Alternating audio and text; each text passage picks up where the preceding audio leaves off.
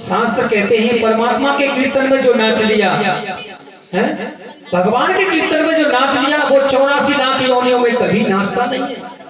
और बेटे की शादी में घोड़ी बैंड बाजों के सामने जो नाच लिया उसे 84 लाख योनियों में नाचने से कोई रोक नहीं सकता। उसका तो नाचना चलता ही रहेगा, न जाने कितने जन्मों में। व्यास जी कहते हैं तेरे ग्रंथों की रचना करके भी मैंने मन में संतोष नहीं हुआ मेरे मन में। नारद जी बोले बुरा नहीं माने तो एक बात कहूं, देखो कितना भी सुंदर सुंदर सरोवर है, उसमें हजारों कमल के फूल खिले, नीला नीला निर्मल जल है?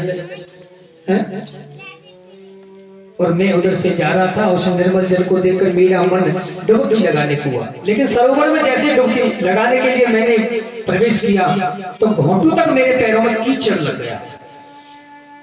आप विचार करो, कीचड़ से भरे हुए सरोवर में कौवा स्नान कर सकता है, लेकिन हंस नहीं करेगा। हंस को मानसरोवर में रहने की आदत है, मोती चुगने की आदत है, वो कभी कीचड़ के सरोवर में नहीं जा सकता। व्यास जी बोले आप क्या कहना चाहते हैं? मेरी समझ में नहीं आया। बहुत सीधी सी बात है, आपने ग्रंथों की रचना तो की है, संसार के कार्यों में फंसे रहने वाले जो लोग हैं ना, उनके लिए वो ग्रंथ सब अच्छे, पर परम हंसों के समान राम कृष्ण के जो परम भक्त हैं ना, उनके लिए जब तक भागवत की रचना नहीं करोगे आपके मन में संतोष नहीं हो सकता। भागवत को वैष्णव जन पढ़ते हैं, भक्त जन पढ़ते हैं, शुद्ध सात्विक शाकाहारी भोजन करते हैं, उसको लिखे बिना तुम्हारे मन में संतोष नहीं हो सकता। व्यास जी बोले मैं क्या करूं, मेरी समझ में नहीं आता, बुढ़ापा तो आ गया, कितना करूं?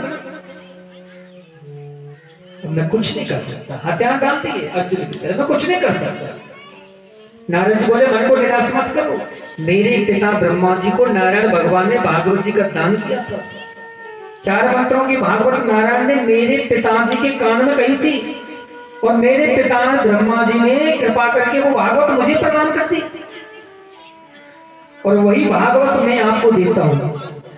उसमें 4 मंत्र हैं, 4 मंत्रों को आप विस्तार से लिखो, उनकी व्याख्या करो, उसको संसार के लोग पढ़ेंगे तो मन में संतोष होगा। व्यास जी बोले बुढ़ापा आ गया, अब मेरी बस की बात नहीं। नारायण जी बोले संतों के चरणों का आश्रय ले लो तो कोई बात नहीं है, बुढ़ापा हो चाहे जवानी हो, संत कृपा बहुत ऊंची होती है, बहुत बड़ी होती है। जब संतों की कृपा हो जाए ना तो भगवान आपके पीछे पीछे डोलेगा, ये निश्चित बात है। गुरु गोविंद दोनों खड़ी आके गुरु गोविंद दोनों खड़ी आके बलिहारी गुरुदेव की जो गोविंद दियो मिलाए कबीरा गोविंद दियो मिलाए गुरु गोविंद दोनों खड़े काटे बलिहारी गुरुदेव की जो गोविंद दियो मिलाए भगवान गोविंद दियो मिलाए। संतों की बड़ी कृपा होती है, संत यदि हम पर कृपा कर दें तो भगवान भी कृपा कर देगा। संत की कृपा लेना बहुत जरूरी है। इसका मैं उदाहरण हूं, आज मैं उदाहरण हूं। संत कृपा परमात्मा की कृपा से भी ऊंची होती है, इसका मैं प्रमाण हूं। मैं पूर्व जन्म में एक दासी का बेटा था, मेरे जन्म लेते ही मेरे पिताजी मर गए। मैंने अपने पिता का दर्शन नहीं किया। मेरी वृद्धा माता क्या करती, मुझे गोद में लेकर सदगृहस्थ ऋषियों के आश्रम पर गई और उन गृहस्थ संतों से बोली बाबा मैं विधवा नारी हूं, छोटा सा मेरा बालक है, मुझे गाय धोना आता है, सेवा करनी आती है। यदि आप संतों की कृपा हो जाए, मुझे आपके आश्रम में स्थान मिल जाए, मुझे कुछ नहीं चाहिए, केवल 2 वक्त प्रसाद हमें दे दो बस। संत बड़े कृपालु थे। उन्होंने कहा बेटी अंदर जाओ, हमारी पत्नी के पास जाकर आनंद से रहो, जल भर कर लाओ, मंदिर में झाड़ू लगाओ, गाय भर कर लाओ और प्रेम से प्रसाद पाना। मेरी मां जैसी पत्नियों के साथ में आनंद पूर्वक रहे। जब माँ का चरित्र बढ़िया है तभी तो बेटे का चरित्र बढ़िया होगा, है? माँ का चरित्र गंदा है तो बच्चे को गंदगी से बाहर नहीं निकाल सकते।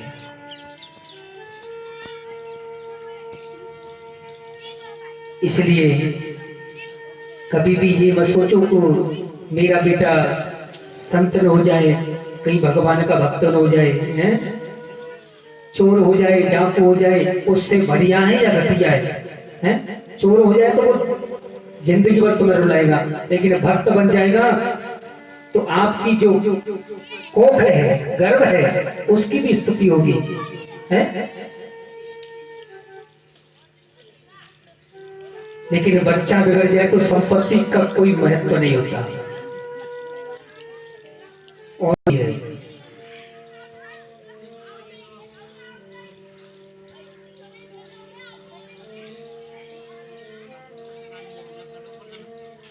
आज नारद जी बता रहे हैं कि संतों के यहाँ तो प्रातः 4 बजे से लेकर रात्रि 10 बजे तक केवल सत्संग की बातें हैं, कीर्तन कथा के सिवाय दूसरी बात ही ना है। एक बार उन संतों के आश्रम पर बरसात के दिनों में कुछ संत आए, 4 महीना एक ही जगह पर बैठकर भजन करते। जब वो संत आए तो मैं भी थोड़ा बड़ा हो गया था। जब संतों की कथा होती तो मां मुझे अपनी गोद में लेकर संतों के सत्संग में बैठ जाती। मैं छोटा सा था, 4 महीने मैंने संतों से कथा सुनी। वो संत मुझे इतना प्यार करने लगे तो मेरा नाम ही उन्होंने बालक रामदास रख दिया। सब मुझे बच्चा रामदास बोलते। अब व्यास जी सत्संग करते करते, कथा सुनते सुनते मैं इस निष्कर्ष पर पहुंचा। किस निष्कर्ष पर? मोहन सा जग सोव निहार,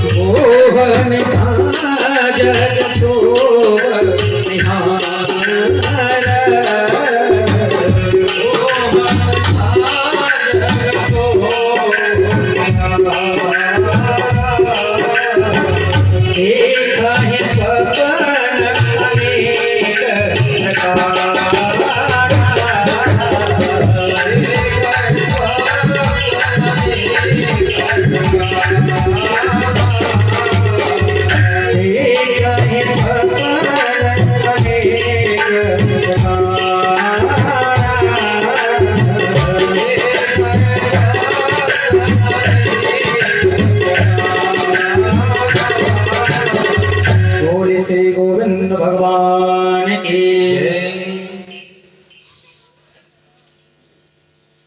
मां जैसी होगी पुत्र वैसा ही होगा, ये निश्चित बात है। इसलिए यदि बच्चों को संवारना है तो अपनी आदत को सुधारना पड़ेगा। लेकिन मां सुधरना नहीं चाहती, बच्चों को सुधारना चाहती है, ऐसा तो नहीं हो सकता। पहले हमको सुधरना पड़ेगा, जब सुधर सकते बच्चे।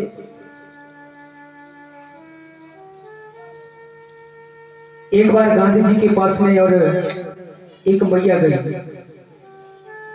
गांधी जी गुड़ खाते थे।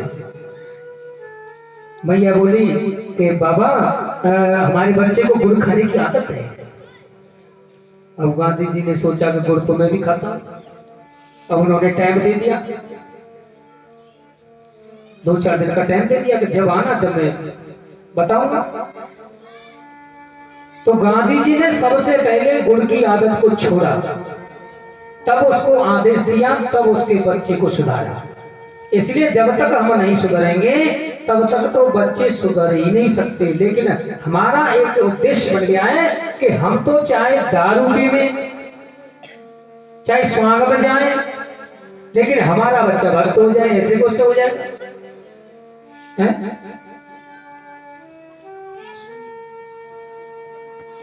बाप 10 नंबरी तो बेटा 20 नंबरी, ये निश्चित बात है। और कभी कभी ऐसा भी देखा है घर परिवार में कि बाप जो दारू पीते हैं लेकिन बच्चा गुटखा भी नहीं खाते। ये कुछ प्रारब्ध की बात है, संस्कार पे। पहले भी प्रारब्ध जो हमारे हैं वो भी आते हैं, ऐसी बात नहीं है। कुछ बदला लेने के लिए आते हैं, बहुत सारी बातें ये भगवान की लीला है। लेकिन अगर हमें बच्चों को ज्यादातर सुधारने की कोशिश करेंगे तो सबसे पहले अपने आप को सुधारना पड़ेगा, ये हमारे ऊपर डिपेंड है। लेकिन कब सुधारना है? जब सुधारने का टाइम होता है।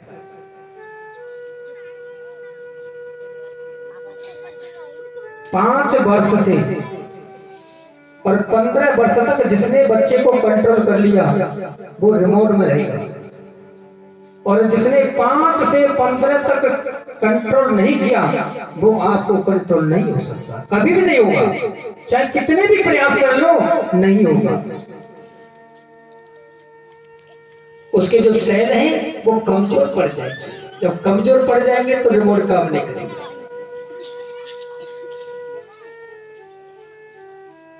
संसार केवल स्वप्न है। स्वप्न 2 हैं, एक दिन का एक रात का। आपने देखा होगा कि किसी